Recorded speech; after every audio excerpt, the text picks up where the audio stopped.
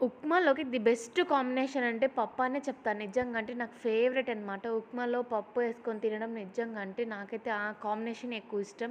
మీలో ఎంతమందికి ఉప్మా, పప్పు కాంబినేషన్ ఇష్టం ప్లీజ్ కామెంట్ చేయండి.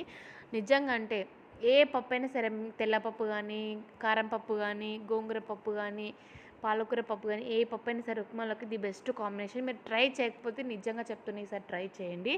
ఈరోజు వచ్చేసి మనం చుక్కకూర, గోంగూర కలిపి పప్పు చేసుకుందామండి. అందుకోసం నేను 2 గ్లాసుల కందిపప్పు తీసుకున్నా. చిన్న గ్లాసెస్ అండి. టీ కప్పు గ్లాసెస్‌తో 2 గ్లాసులు తీసుకున్నా.